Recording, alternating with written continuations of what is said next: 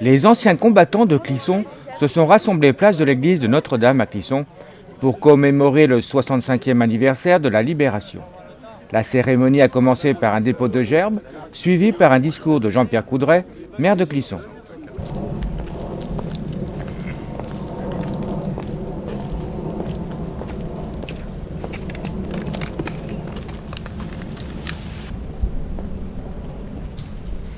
En ce 8 mai 2010, la France célèbre le 65e anniversaire de la victoire de 1945. Cette victoire mettait un terme à plus de 5 années de guerre. 5 longues années de privation, d'exaction, durant lesquelles l'Europe fut mise à feu et à sang sous le joug nazi.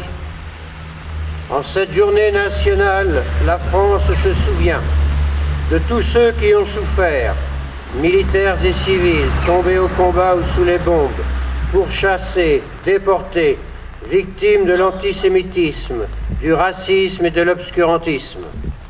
Les anciens combattants de Clisson, Gorges et Saint-Hilaire de Clisson se sont retrouvés place de l'église de Saint-Hilaire de Clisson pour assister à la messe célébrée en l'honneur des combattants morts pour la France.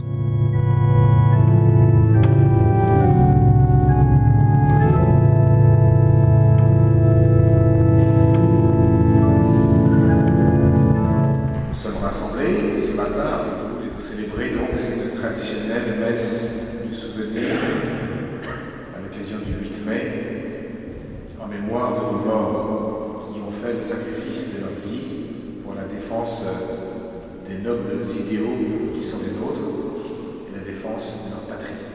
Nous les confions donc ensemble à la miséricorde de Dieu pour qu'ils bénéficient de la paix éternelle que Dieu accorde à ses enfants.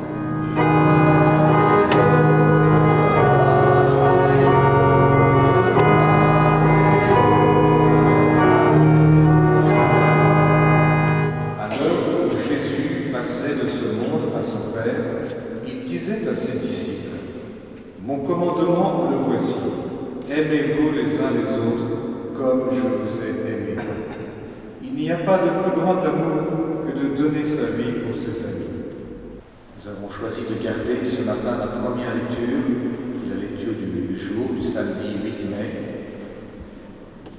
Elle évoque l'édification de l'Église en Asie mineure, dans l'actuelle Turquie. Il nous est dit, les églises s'affermissaient dans la foi et le nombre de leurs fidèles augmentait chaque jour. Il y a un enseignement qui nous est donné et qui a beaucoup d'importance et qui nous concerne tous de très près. C'est la fameuse vision du Macédonien que saint Paul perçoit providentiellement pendant son sommeil, qui lui dit « Passe en Macédoine, c'est-à-dire passe en Europe et viens à notre secours ». Le premier apôtre qui va passer en Europe, qui va entreprendre cette grande aventure de l'évangélisation. Que les nations chantent leur foi, car tu gouvernes le monde avec justice. Sur la terre, tu conduis les nations. Seigneur de doctrine.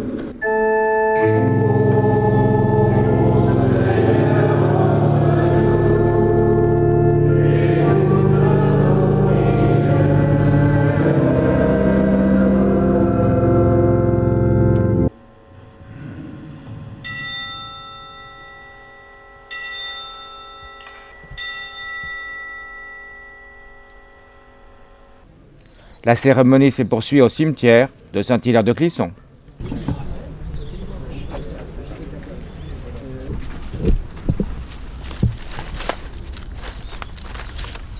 En ce début de cycle commémoratif du 70e anniversaire de la Seconde Guerre mondiale, la France n'oublie pas non plus ses combattants qui, au printemps 1940, tentèrent, sur les sols de Norvège, de Belgique et de France, d'enrayer autant qu'il fut possible l'avancée des armées allemandes, en dépit des conceptions stratégiques dépassées et des errements du commandement.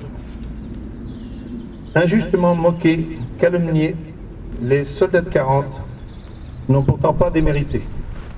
Les noms de Narvik, Gambloux, La Ferté Dunkerque, Chasselet ou Saumur évoquent encore dans la mémoire collective la force de leur engagement. La honte devrait retomber sur ceux qui sollicitèrent et signèrent un lâche armistice avant de sombrer peu après dans l'abjecte collaboration avec l'ennemi nazi. Mais la flamme de la résistance française ne s'éteignit pas. L'appel historique à la résistance lancé par le général de Gaulle depuis Londres le 18 juin 1940 en est l'acte fondateur. Ce fut cette poignée de volontaires qui choisit la France libre. Ils bravèrent tous les dangers pour continuer la lutte aux côtés des Alliés, portant haut les 3 couleurs nationales, d'Afrique en Europe jusqu'au cœur du territoire ennemi. Dans quelques semaines, le chef de l'État leur rendra hommage en commémorant à Londres et au Mont-Valérien, en présence des derniers témoins de cette épopée, le 70e anniversaire de cet appel historique. Ce furent tout autant ces hommes et ces femmes, ces soutiers de la gloire, dont parlait Pierre Brossolette, qui formèrent à l'intérieur du pays, au péril de leur vie, l'armée des ombres, entretenant ainsi sur le sol national la flamme vacillante de la liberté. Pour ces résistants qui revinrent des camps de déportation où leur engagement les avait menés, cette liberté sonnait aussi il y a 65 ans. Le 8 mai 1945, la France, redevenue elle-même, s'asseyait à la table des vainqueurs du nazisme, retrouvant son rang en même temps que son honneur et sa liberté. La page est désormais tournée. Les pays du vieux continent ont su dépasser ce qui les opposait.